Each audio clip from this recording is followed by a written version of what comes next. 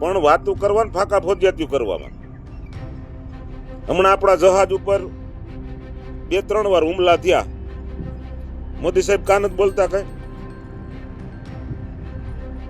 આપણો દેશથી આપણા વિશ્વગુરુ થઈ ગયા થવું છે, બરોબર?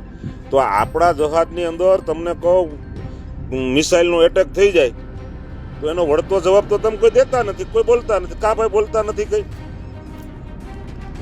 સાહેબ મોટા મોટી ગૃહમંત્રી સાહેબ અત્યારે તમને કોઈ ગમે એને હોય કે અમે ગમે સમરબંધી હોય ગમે કાકનો દીકરો હોય તેને છોડવામાં નહીં આવે, આમ છે તેમ છે બધું કે છે સંઘવી સાહેબ ને આપણા મુખ્યમંત્રી સાહેબ બે. તો આ 10-12 દિવસ થઈ ગયા, હજી કોઈ પકડાણા નથી. હવે જો તમારા દેશની અંદર, તમારા મત વિસ્તારની અંદર અને તમારી વિધાનસભાની અંદર જો આવા પ્રશ્નો થાય છે, તમે ખોટાને ખોટો ન કહો ને અને એને કુકડે હવાર તમે કરી રાખો ને એટલે એ તમને કહું તમારી પથારી જ ફેરવે. પણ એકવાર માણાની ભૂલ થાય નથી આપણે પાછા વાળીએ ને તો એને ખબર પડે કે આપણે આ ભૂલ થઈ, પણ આપણે કર્યું જ નથી, આપણે જ આવવા જ દીધું. સાહેબ જે કરે બરોબર, સાહેબ જે કરે બરોબર. એ કે દિવસ તો કે દિવસ, રાત તો કે રાત. રાતે એમ કે થાળી વગાડજો, 12 વાગે રાતે થાબામાં થઈને થાળીઓ વગાડે કે ફોક્સ લાઇટ કરજો મોબાઈલની રાતે 12 વાગે. રાતે 12 વાગે ફીટ 12 વાગે સડે ધાબામાં. આમ થાય એમ કે ત્યાં ઓલું કૂતરું છે તકડવા જતો કે ત્યાં ન જાય, ફોક્સ લાઇટ ને આમ લાઇટ કરવા ત્યાં જાય. તો આપણને સાહેબે કીધું છે કે એટલે લાઇટ આપણે કરવી જ જોઈએ એમ. અમારી તમે કહું અમને તમે લોકઅપમાં પુરાવી આપશો, કેસ કરી શકશો, પણ અમારા મોઢે છે ને આમ સીવી નહીં હતી. અમે તો આજે બોલવાના, કાલે બોલવાના, સાચું છે બોલવાના. જેને સ્વીકારવું હોય સ્વીકારે, ન સ્વીકારે એ કાંઈ નહીં. કે ભાઈ કે ખેડૂત આ ભાઈ એક પેલા કચ્છ ભુજના છે, એ વખત કોમેન્ટ કંઈક કરે છે, સમજ્યા? હવે એનું તો આજ મારે નામ નથી દેવું, એની કોમેન્ટ આવશે એટલે હું કોમેન્ટ જ આખી મૂકવાનું થાય છે. એ કે અદાણી ને અબાણી ને આ બધા કે લાઇટો ઉદ્યોગ કરી અને દેશે તો ગામડામાં ખેડૂતોને જ નહીં કે એટલે ભાઈ તમારા બાપા તો તમે આ 5-5 વીઘામાં એક થાંભલો થાય છે. કેટલો? 5-5 વીઘામાં એક થાંભલો થાય છે. તો ભાઈ તમારી જગ્યા જ્યાં હોય, તમારી મ્યુનિસિપાલિટીની જગ્યા હોય, કોર્પોરેટરની જગ્યા હોય, આ તમારા એરપોર્ટની જગ્યા હોય, ત્યાં કણે વાહન પાર્કિંગ કરે એટલે 20 રૂપિયા, 50 રૂપિયા, 100 રૂપિયા, 200 રૂપિયા, 400 રૂપિયા લગન એના ભાડા છે. કલાક, 2 કલાક, 3 કલાકના. અને અમારે તો આજીવન આ મૂળા ઘાલી દે છે. ક્યાં કણે આ મૂળા ખેતરમાં આજીવન વસાળે ઘાલી દે છે, આ મોભના ખોદા જેવા. તો ખેડૂત માટે કાંઈ નહીં એની સુવિધા, તો તમારા બાપને એને દેવા જોઈએ ને ભાઈ, ભાડું એને દેવું જોઈએ, બરોબર? તમે મીટર સોટાડો છો તો મીટરના પૈસા એમ ભરી છે, તોય તમે મીટરના ભાડા લ્યો છો. એ કોણ ડિમોલેશન કરી ગયું કોઈને ખબર નથી. તો પછી તમે એટલો તો વિચાર કરો કે કાલ સવારે તમારા દેશમાંથી કોક એટેક કરીને વ્યા જાય તો તમારી જવાબદારી તમને શું ખબર પડશે? આમ થાય કે આપણે અત્યારે બહુ આગળ નીકળી ગયા છે, પણ ક્યાં ગણે ખાલી ફાકા ફોજિયાતીની વાતો કરવાનું. આગળ બહુ નીકળી ગયા છે, એમાં ખોટું નથી.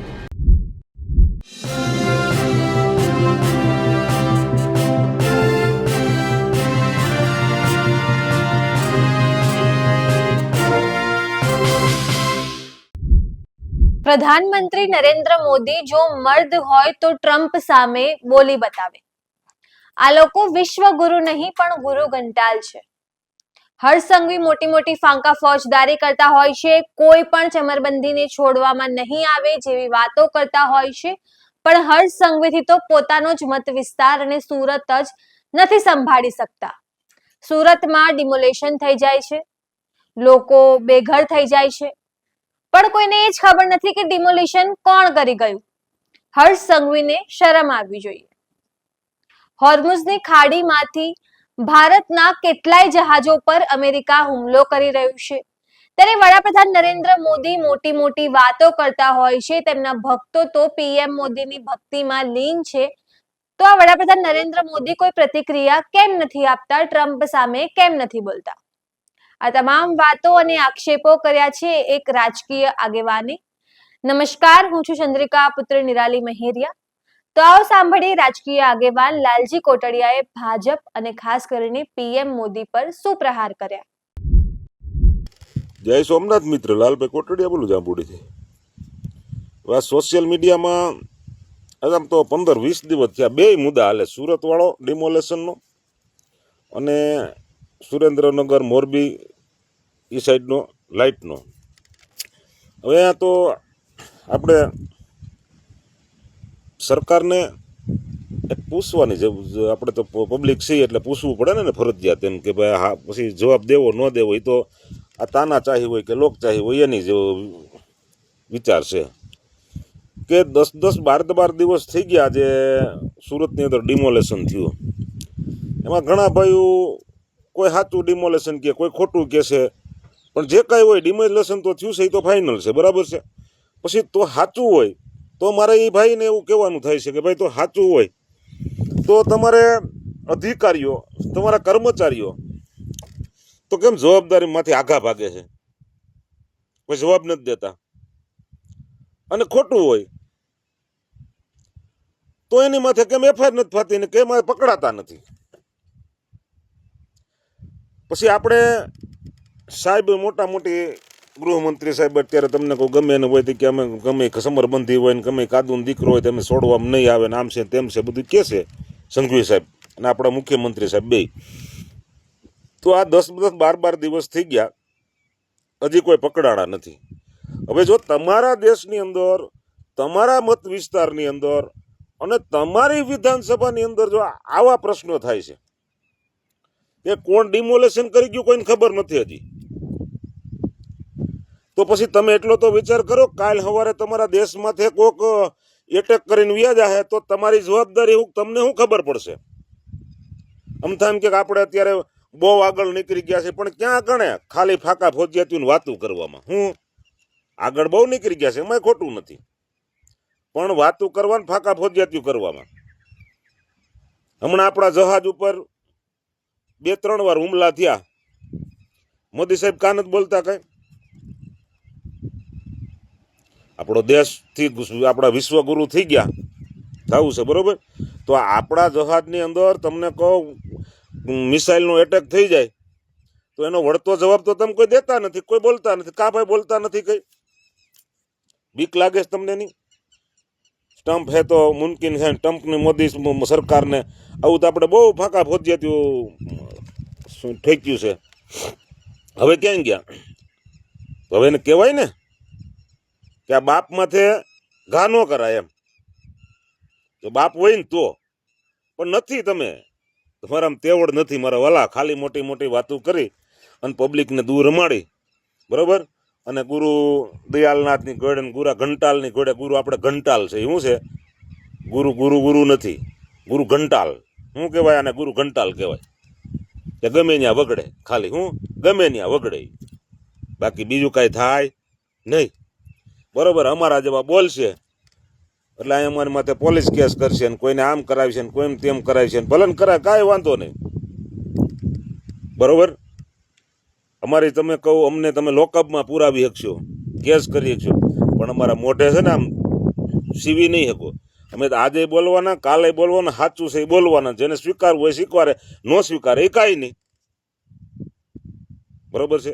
ન સ્વીકારે એ કાંઈ નહીં. બાકી મળદ હોય ને તો ખોટા હમું બોલવું તો જોઈ જ. તમે ખોટાને ખોટો ન કહો ને અને એને કુકડે હવાર તમે કરી રાખો ને એટલે એ તમને કહું તમારી પથારી જ ફેરવે. પણ એકવાર માણાની ભૂલ થાય નથી, આપણે પાછા વાળીએ ને તો એને ખબર પડે કે આપણે આ ભૂલ થઈ, પણ આપણે કર્યું જ નથી, આપણે જ આવવા જ દીધું. સાહેબ જે કરે બરોબર, સાહેબ જે કરે બરોબર. એ કે દિવસ તો કે દિવસ, રાત તો કે રાત. રાતે એમ કે થાળી વગાડજો, 12 વાગે રાતે થાબામાં થઈને થાળીઓ વગાડે કે ફોક્સ લાઇટ કરજો મોબાઈલની, રાતે 12 વાગે. રાતે 12 વાગે ફીટ 12 વાગે ચડે ધાબામાં. આમ થાય એમ કે ત્યાં ઓલું કૂતરું છે તગડવા જતો કે ત્યાં ન જાય, ફોક્સ લાઇટ ને આમ લાઇટ કરવા ત્યાં જાય. તો આપણને સાહેબે કીધું છે કે એટલે લાઇટ આપણે કરવી જ જોઈએ એમ.